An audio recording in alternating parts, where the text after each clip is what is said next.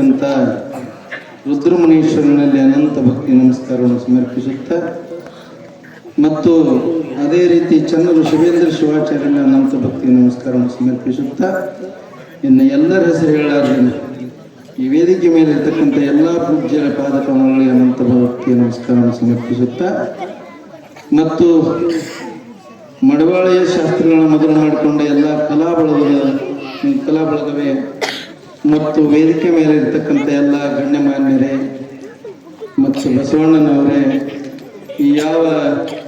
ಈ ಪಟ್ಟಾಧಿಕಾರದ ಸ್ವಾಗತ ಸಮಿತಿಯವರೇ ಮತ್ತು ಈ ನಮ್ಮ ಮಠದ ಎಲ್ಲ ಕಮಿಟಿ ಸದಸ್ಯರೇ ಮತ್ತು ಈ ಗ್ರಾಮದ ಹಿರಿಯರೇ ತಾಯಂದಿರೇ ಚಿಕ್ಕ ಮಕ್ಕಳೇ ಎಲ್ಲರ ಅಂತರಾತ್ಮದಲ್ಲಿರ್ತಕ್ಕಂಥ ಪರಮಾತ್ಮನ ಕೈ ಮುಗಿದು ಸುಮಾರು 100 ವರ್ಷಗಳಕ್ಕಿಂತಲೂ ಪೂರ್ವದಿಂದ ಈ ಮಠ ಉತ್ತರಾಧಿಕಾರಿಗಳಿಲ್ಲದೆ ಇದ್ದಾಗ ಸೂಕ್ತವಾದಂಥ ವ್ಯಕ್ತಿಯನ್ನು ಇಲ್ಲಿ ಉತ್ತರಾಧಿಕಾರಿ ಮಾಡಬೇಕಂತಕ್ಕಂಥ ಒಂದು ಹಂಬಲದಿಂದ ಎಲ್ಲ ಜನಗಳು ಈ ಖಾಲಿ ಇದ್ದ ಟೈಮ್ನಲ್ಲಿ ಉತ್ತರಾಧಿಕಾರಿ ಇಲ್ಲಾರದ ಟೈಮ್ನಲ್ಲಿ ಸುಮಾರು 15 ವರ್ಷಗಳಕ್ಕಿಂತಲೂ ಹೆಚ್ಚಿನ ಕಾಲದಲ್ಲಿ ಈ ಮಠವನ್ನು ಮುಂದುವರಿಸಿಕೊಂಡು ನಮ್ಮ ಸಮಿತಿ ಬಹಳ ಚಂದ ಮುಂದುವರಿಸ್ಕೊಂಡು ಬಂದು ಇವತ್ತು ನಾನು ನೆಪ ಮಾತ್ರ ಬಂದು ಹೋಗ್ತಾ ಇದ್ದೆ ಹೊರತಾಗಿ ನಾನು ಯಾವ ಕಾರ್ಯಗಳನ್ನು ಇಲ್ಲಿ ಮಾಡಿಲ್ಲ. ಆದರೂ ಕೂಡ ನಮ್ಮ ಸಮಿತಿಯವರು ನನ್ನ ಮೇಲೆ ಇಟ್ಟಿರ್ತಕ್ಕಂಥ ಒಂದು ಪ್ರೀತಿ ವಿಶ್ವಾಸದಿಂದ ಈ ಮಠ ಬಹಳ ಬೆಳೆದು ಬಂತು. ಅದಕ್ಕೆ ಈ ಬೆಳೆದಂಥ ಮಠಕ್ಕೆ ಉತ್ತರಾಧಿಕಾರಿ ಮಾಡ್ಬೇಕಂತಕ್ಕಂಥ ಆಶಯ ಭಾಳ ದಿನದೂ ಇತ್ತು. ನನಗೆ ಹೇಳ್ತಿದ್ರು ಯಾಕಂತಕ್ಕೆ ಮಾಡೋಣ ಅಂತಿದ್ದೆ. ಒಂದಿನ ತಯಾರಾಗಿ ರಂಭಾಪುರಿ ಪೀಠಕ್ಕೆ ಹೋದಾಗ ಆ ಪೀಠದ ವತಿಯಿಂದ ಉತ್ತರಾಧಿಕಾರಿಯನ್ನು ಜಗದ್ಗುರು ನಮ್ಮೆಲ್ಲರಿಗೂ ನೀಡಿದರು. ಆ ಒಂದು ಸಂತೋಷದಿಂದ ಇವತ್ತು ನಾವೆಲ್ಲ ಮಾಗಣಿಗೆರೆ ಹಬ್ಬ ಮಾಡ್ಲಕತ್ತೀವಿ.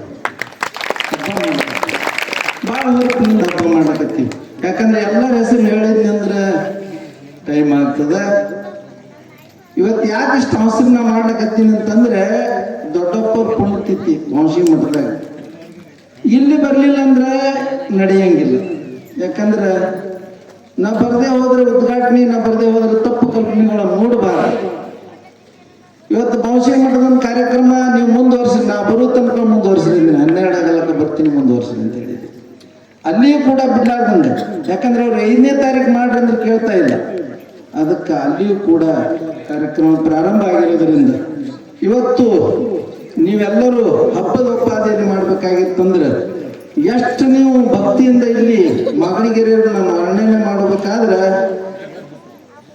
ಭೀಮರಾಯಗೌಡರು ಮತ್ತು ರುದ್ರಗೌಡರು 2 ಕಣ್ಣಿದ್ದಂಗೆ. ಯಾಕಂತ ಕೇಳಿದ್ರಿ ಮಠ ಬೆಳೆಯಲಿಕ್ಕೆ ಬಹಳ ಶ್ರಮ ವಹಿಸ್ಯಾರ. ಇವತ್ತು ಅವ್ರನ್ನ ನೆನಪು ಮಾಡ್ಕೊಳ್ಳೇಬೇಕು. ಯಾಕಂದ್ರೆ ನೆನಪು ಮಾಡ್ಕೊಳ್ಳೋದ್ರಿಂದ ತಪ್ಪಾಗ್ತದೆ. ಪ್ರತಿಯೊಂದು ಹೆಜ್ಜೆ ಒಳಗೆ ಶಿವರಾಯಗೌಡರು ಕೂಡ ನನ್ನ ಕಿವಿಯಾಗ ಎಲ್ಲ ಮಾತುಗಳು ಹೇಳ್ತಿದ್ರು.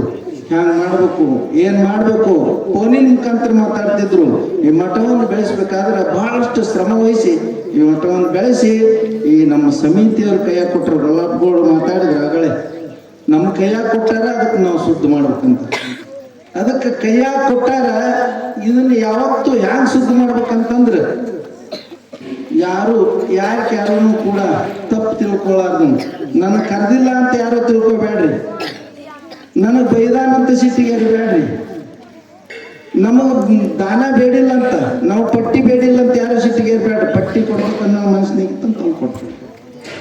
ಮತ್ತ ನಮ್ಗೆ ಯಾರು ಕೇಳಾರ್ದೆ ನಮಗೆ ಕರೆದಿಲ್ಲ, ನಾವು ತಾವೇ ಮಾಡ್ಲಕತ್ತಾರಂತ ಏನಾದ್ರು ಭಾವನೆ ಇತ್ತಂದ್ರೆ ಅದನ್ನು ಹಿಂದಕ್ಕೆ ಅಲ್ಲಿಂದ ಯಾವ ಜಾತಿ ಭೇದ ಇಲ್ಲದೆ ಇವತ್ತೆಲ್ಲರೂ ಊರವರು ಒಗ್ಗಟ್ಟಿನಿಂದ ಈ ಕಾರ್ಯಕ್ರಮ ಮಾಡಿ ಅಂದ್ರೆ ಈ ಕಾರ್ಯಕ್ರಮ ಇಡೀ ತಾಲೂಕಲ್ಲ ರಾಜ್ಯ ಮಟ್ಟದಲ್ಲಿ ಹೆಸರುವಾಸಿ ಆಗುತ್ತೆ.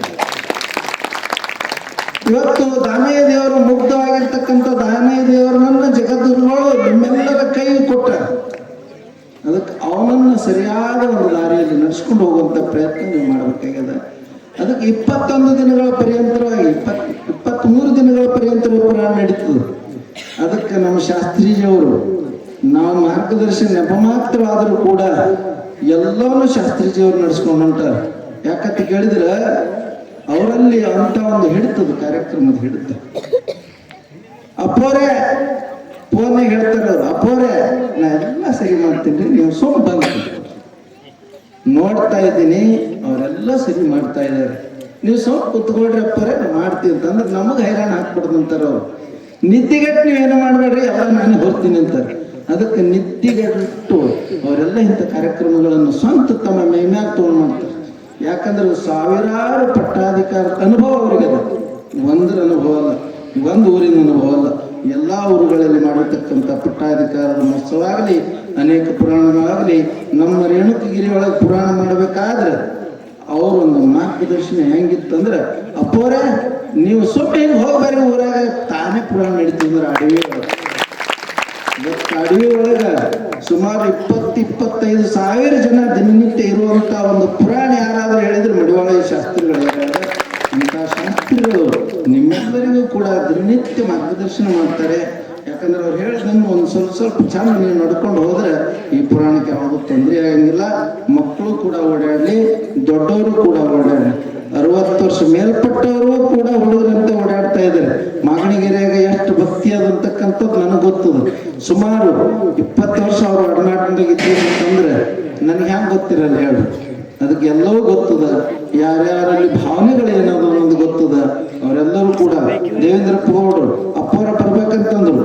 ನಾನೇ ಬಹುಶಃ ಮಾಡಿದ ಪುರಾಣ ಇವತ್ತೇ ಪ್ರಾರಂಭ ಆದ್ರೆ ಅದು ಬಿಟ್ಟು ಬರ್ರಿ ಅಂತಂದ್ರೆ ಸೀದಾ ಬಿಟ್ಟು ಬಂದೀನಿ. ಯಾಕಂತ ಕೇಳಿದ್ರೆ ಮಮ ಭಕ್ತ ಮಮ ಇದಕ್ಕಂತ ಗುರುವಿನಕ್ಕಿಂತಲೂ ತನ್ನ ಶಿಷ್ಯನೇ ದೊಡ್ಡವ ಅನ್ನುವಂಥ ಭಾವನೆ ನನ್ನಲ್ಲದ. ಅದಕ್ಕೆ ಯಾವತ್ತೂ ಶಿಷ್ಯರ ಭಾವನೆಗಳಿಗೆ ಧಕ್ಕೆ ಬರಲಾರ್ದಂಗ, ಯಾರ ಪ್ರೀತಿಗೂ ತೊಂದರೆ ಬರಲಾರ್ದಂಗ ನಾ ಇವತ್ತ ಮತ್ತು ಈ ಕಾರ್ಯಕ್ರಮ 11ನೇ ತಾರೀಕು ತನಕ ಮಠದಲ್ಲಿ ಪುಣ್ಯತಿಥಿ ಕಾರ್ಯಕ್ರಮದಾಗ ಇರ್ತೀನಿ. ಆನಂತರ ನಾ ಮತ್ತೆ ಇದಕ್ಕೆ ಬಂದು ಸೇರ್ಕೊಂತೀನಿ. ಅಲ್ಲಿ ತಕ್ಕ ಹಿರಿಯ ಪೂಜ್ಯರು, ನಮಗೂ ಹಿರಿಯರು, ನಮ್ಮ ತಾಲೂಕಿಗೆ ಹಿರಿಯ ಪೂಜ್ಯರು ಈ ಕಾರ್ಯಕ್ರಮ ನಡೆಸ್ಕೊಂಡು ಹೋಗ್ತಾರೆ. ಅದಕ್ಕೆ ನೀವೆಲ್ಲರೂ ಅವರ ಮಾತಿನಂತೆ, ಅವರ ಒಂದು ಮಾರ್ಗದರ್ಶನದಂತೆ ನೀವು ನಡ್ಕೊಳ್ಬೇಕಂತಕ್ಕಂಥ ಮಾತನ್ನು ಹೇಳುತ್ತಾ, ಯಾಕಂದ್ರೆ ಪರಮ ಪೂಜ್ಯರು ಎಲ್ಲರ ಬಗ್ಗೆನೂ, ಯಾಕಂದ್ರೆ ನಿಮಗೆಲ್ಲ ಗೊತ್ತದು, ನಾವು ಹೇಳುವಂಥ ಅವಶ್ಯಕತೆ ಇಲ್ಲ. ಅದಕ್ಕೆ ಈ ಪುರಾಣಕ್ಕೆ ಯಾವುದೇ ತೊಂದರೆ ಆಗಲಾರ್ದಂಗ ಎಲ್ಲ ಅತಿಥಿಗಳು ಬಂದಂಥ ಅತಿಥಿಗಳಿಗೆ ಜಾಗ ಮಾಡಿಕೊಡ್ರಿ. ಅವ್ರು ಬಂದಂಥ ಪರವೂರಿನ ಭಕ್ತರಿಗೆ ಜಾಗ ಮಾಡಿಕೊಡ್ರಿ, ಅವ್ರಿಗೆ ಕುಂದಿರಿಸ್ರಿ. ಯಾರಿಗೂ ಕೂಡ ಸನ್ಮಾನಗಳನ್ನು ಬಹಳ ನೆನಪಿಟ್ಟು ಮಾಡಿ, ಒಬ್ಬರಿಗೆ ತಪ್ಪಿಸಲಾರ್ದಂಗೆ. ಯಾಕಂದ್ರೆ ಹೆಸರು ಹೇಳೋ ಹೊತ್ತಿನಾಗ ಹೆಚ್ಚು ಕಡಿಮೆ ಆದ್ರೂ ಕೂಡ ಮತ್ತೊಮ್ಮೆ ಯಾರಿಗೆ ಆಗಿಲ್ಲ ಕಣ್ಣಾಡಿಸಿಕೊಂಡು ನೋಡಿ ಅವರಿಗೆ ಶಾಲು ಸನ್ಮಾನ ಮಾಡಿಕೊಂಡು ಅವ್ರಿಗೆ ಗೌರವ ಸಮರ್ಪಣೆ ಮಾಡಿದ್ರಿ ಅಂದ್ರೆ ನಮಗೆ ಮುಂದಿನವರು ಹೋಲಕ್ಕೂ ಕೂಡ ನಮಗೊಂದು ಅನುಕೂಲ ಆಗ್ತದೆ. ಅದಕ್ಕೆ ತಾವೆಲ್ಲರೂ ಈ ಒಂದು ಕಾರ್ಯಕ್ರಮದಲ್ಲಿ ಯಾರೂ ತಪ್ಪು ತಿಳಿಲಾರದೆ, ಬಾಲಕರಾಗಲಿ, ಹುಡುಗರಾಗಲಿ, ವೃದ್ಧರಾಗಲಿ ಮತ್ತು ಎಲ್ಲ ಮಾತೆಯರಾಗಲಿ ಈ ಕಾರ್ಯಕ್ರಮದಲ್ಲಿ ದಿನನಿತ್ಯ ಕುತ್ಕೊಂಡು ಬೆಳಗ್ಗೆ ಏನು ಮಾಡ್ಬೇಕನ್ನೋದು ರಾತ್ರಿ ಕಾರ್ಯಕ್ರಮ ಬಿಟ್ಟ ತಕ್ಷಣ ಒಂದು ಪಾಠ ಮಾಡ್ಕೊಡ್ರಿ. ಗೊಲ್ಲಳಪ್ಪ ಗೌಡ್ರು ಮತ್ತು ದೇವೇಂದ್ರಪ್ಪ ಗೌಡ್ರು ಹೇಳ್ತೇನೆ, ಕಾರ್ಯಕ್ರಮ ಎಲ್ಲ ಪುರಾಣ ಮುಗಿದ ತಕ್ಷಣ ಎಲ್ಲರೂ ಊಟಕ್ಕೆ ಹೋದ ಕುಂತ್ಕೊಂಡು ಪುರಾಣಿಕರ ಜೊತೆಯಲ್ಲಿ ಸಮಾಲೋಚನೆ ಮಾಡ್ಕೊಡ್ರಿ. ಅಪ್ಪವ್ರ ಜೊತೆಯಲ್ಲಿ ಸಮಾಲೋಚನೆ ಮಾಡ್ಕೊಂಡು ನಾಳೆ ಏನು ಮಾಡ್ಬೇಕನ್ನೋ ಕೆಲಸ ಅದನ್ನು ಲಿಖಿತ ರೂಪದಲ್ಲಿ ಬರೆದಿಡ್ರಿ. ಅಂದ್ರೆ ನಿಮ್ಮ ಕಾರ್ಯಕ್ರಮ ಚಂದ ನಡೀತು ಅಂತಕ್ಕಂಥ ಮಾತನ್ನು ಹೇಳುತ್ತಾ, ಯಾಕಂದ್ರೆ ಸಮಯ ಭಾಳ ಆಗ್ಯದ, ನಾನು ಎಲ್ಲರಿಗೂ ಸಮಯ ಕೊಡಬೇಕಾಗಿತ್ತು, ಆದರೂ ನಾನೇ ಮುಂದೆ ಮಾತಾಡಿ ಹೋಗ್ತಾ ಇದ್ದೀನಿ. ಅದಕ್ಕೆ ತಾವ್ಯಾರು ತಪ್ಪು ತಿಳ್ಕೊಬೇಡ್ರಿ. 11ನೇ ತಾರೀಕು ತನಕನೂ ಕೂಡ ನಮ್ಮ ಮಠದಲ್ಲಿ ದೊಡ್ಡಪ್ಪರ ಪುಣ್ಯತಿಥಿಯಲ್ಲಿ ಭಾಗವಹಿಸ್ತೀನಿ.